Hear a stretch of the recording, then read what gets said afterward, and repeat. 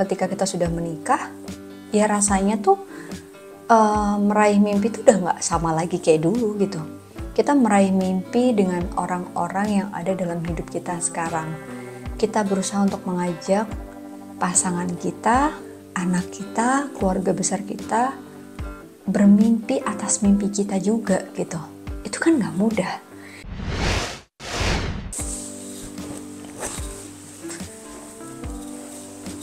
Talk about life. Mungkin buat kalian yang nungguin video ini, udah lama aku nggak post. So sorry teman-teman, kemarin di episode Talk about life sebelumnya, emang bener waktu itu ada satu hal yang bikin aku tuh ternyata tidak semudah itu jadi content creator ya, untuk bahas kehidupan pada saat kehidupan kita tuh lagi sedang tidak baik-baik aja. Tapi alhamdulillah sudah berhasil melaluinya, dan di episode kali ini aku pengen ngerespon satu feedback, masukan yang aku dapetin dari episode Talk About Life di Reels Instagram aku. So, kemarin ada satu pertanyaan atau apa ya, minta aku buat ngebahas buat ibu-ibu yang sekarang lagi galau milih antara karir, impian, dan peran-peran penting lainnya di dalam keluarga sambil ngurus anak dan lain sebagainya. Apa sih harus dilakukan? Aku tuh barusan selesai ngisi materi buat persiapan keberangkatan awardee atau penerima beasiswa LPDP, dan temanya tuh kayak relate sama apa yang mau aku bahas sekarang, yaitu resiliensi. Sebenarnya apa sih resiliensi itu, dan gimana sih kita punya resiliensi itu pada saat kita pengen meraih mimpi tapi kita udah gak sendiri lagi. So, di episode kali ini akan ada 3 topik pembahasan. Apa sih resiliensi itu, gimana cara kita menghadapi atau meningkatkan resiliensi itu, dan yang terakhir adalah apakah resiliensi itu bisa kita rubah atau enggak. Oke, apa sih resiliensi itu teman-teman? Jadi resiliensi itu adalah sebuah kemampuan seseorang untuk beradaptasi dengan situasi yang baru dan bangkit kembali dari kondisi sulitnya, stres-stres kehidupan, dan berbagai tantangan hidup yang baru gitu. Dan aku mungkin relate ya sama pertanyaan tadi sebagai ibu yang udah lama banget gak sekolah. Jadi kayak ini tuh aku 10 tahun aku gak sekolah, terus aku sekolah lagi. Nah 10 tahun kemarin hidupku tuh banyak banget hal-hal baru dalam hidup, seperti jadi ibu, kemudian jadi istri, running bisnis juga. Ternyata gak mudah gitu. Sampai satu hal yang bikin akhirnya oke, inilah saatnya kesempatan aku buat mengembangkan diri, sekaligus memberikan experience baru buat anak-anak, buat tinggal di luar negeri, walaupun gak semudah itu teman-teman, seperti yang kalian bayangkan, yang kalian lihat gitu kan. Kayaknya kan enak ya, foto-foto, piknik dan lain sebagainya. Tapi sebenarnya di sini tuh hal-hal yang gak kelihatan adalah gimana cara aku ngebagi waktu, gimana aku beradaptasi sama kelas baru, bahasa yang mungkin ada barrier karena aksen tertentu, belum lagi ngikutin pace teman-teman yang masih muda-muda 20 something, dan mereka tuh banyak kan orang lokal sini. Jadi kayak apa yang dibahas di ruang kelas dan di luar kelas tuh aku tuh kayak berusaha untuk catch up sama mereka, tapi susah. Tapi apapun itu, ya inilah saatnya kita ngebahas soal resiliensi gitu. Kemampuan aku untuk bisa beradaptasi dengan hal baru, untuk pulih dari kondisi sulit, how to bounce back gitu kan. Mungkin ada banyak tantangan yang gak kita bayangkan sebelumnya, tapi perlu diingat bahwa ketika kita sudah menikah, ya rasanya tuh meraih mimpi tuh udah gak sama lagi kayak dulu gitu. Kita meraih mimpi dengan orang-orang yang ada dalam hidup kita sekarang. Kita berusaha untuk mengajak pasangan kita, anak kita, keluarga besar kita bermimpi atas mimpi kita juga gitu. Itu kan gak mudah. Di dalamnya ada negosiasi, ada kompromi, ada komunikasi gitu kan. Dan resiliensi itu adalah tentang kemampuan kita bersinergi sama semua itu gitu. Meskipun sulit, rasanya gak mungkin.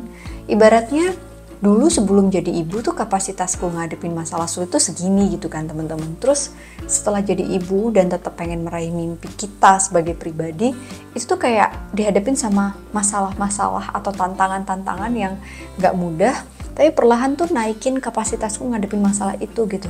Lama-kelamaan ya mau gak mau kan fight ya, gak ada pikiran untuk flight. Jadi resiliensi itu tentang respon kita sama situasi sulit, milih fight, flight, atau freezing.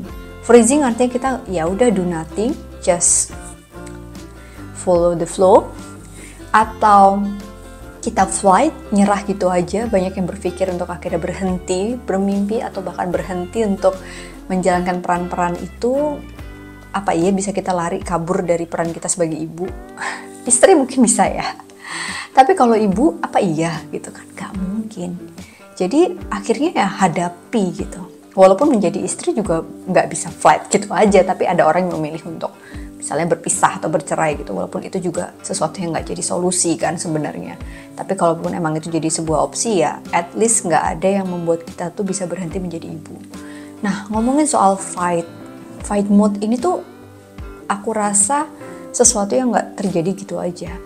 Resilience ini tuh tentang habit, journey ngebentuk habit. Kayak kita ke gym, kalau muscle kita gak dilatih ya lama-lama muscle itu hilang. Tapi kalau dilatih terus, muscle itu kebentuk dan kelihatan. Sama kayak resiliensi teman-teman. Awalnya dulu segini, ngadepin masalah lebih sulit, awalnya gak bisa, tapi karena kita hadapi pelan-pelan bisa, lama-lama terlalui. Nah, ketika terlalui itulah saatnya kita tuh lagi stretching diri kita beyond apa yang kita yakini bahwa kita cuma bisa segitu gitu. That's resiliency ya. Kemampuan untuk bisa beradaptasi dan pulih, bangkit kembali dari kondisi sulit ataupun traumatik yang pernah kita hadapi dalam kehidupan kita gitu.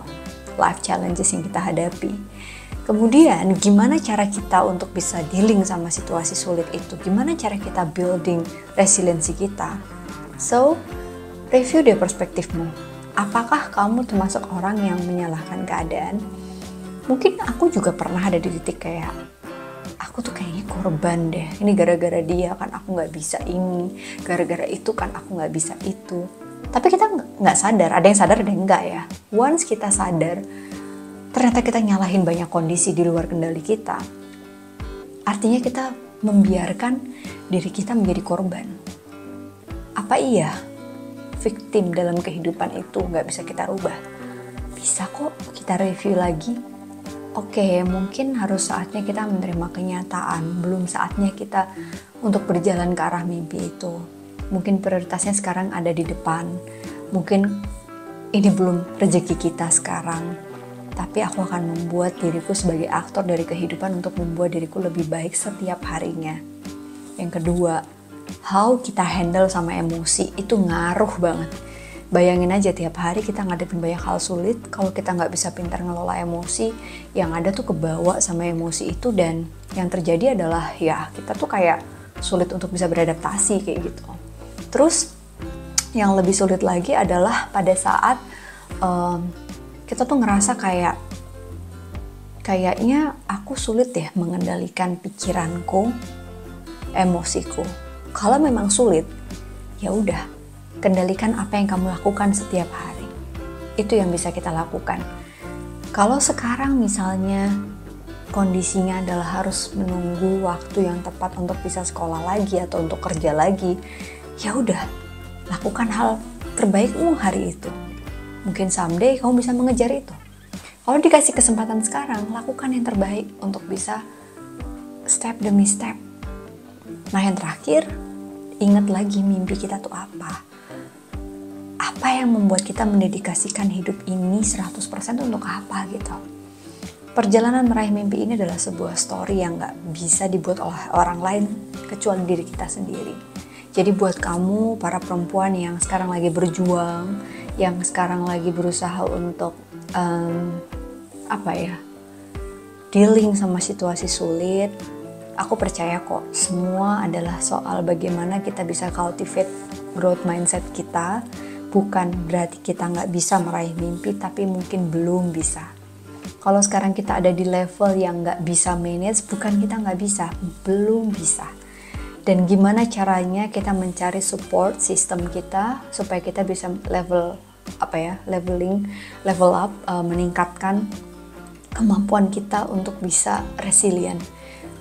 Kelilingi hidupmu dengan orang-orang yang resilient juga, bukan mereka yang nyalahin keadaan, blaming, dan merasa hidupnya paling susah, paling drama dalam dunia ini. Dan yang terakhir adalah, teman-teman, resilience itu bisa kita bentuk kok. Dia nggak terjadi gitu aja. Jadi selain kamu tadi bisa cultivate growth mindsetmu, kamu support orang-orang di sekelilingmu harus orang-orang yang positif dan supportive juga. Dan mungkin kamu sendiri juga perlu untuk meyakini bahwa apa yang kita jalanin ini adalah proses untuk kita memberikan dedikasi terbesar kita sebagai seorang ibu, perempuan, pasangan, dan mungkin diri kita sendiri. So, semoga episode ini bisa ngebantu buat para pejuang, ibu-ibu yang sekarang lagi ingin melanjutkan mimpinya atau sedang bermimpi tapi belum diberi saatnya sekarang. Semangat terus dan ingat, untuk selalu motivated itu adalah proses perjalanan yang gak begitu aja.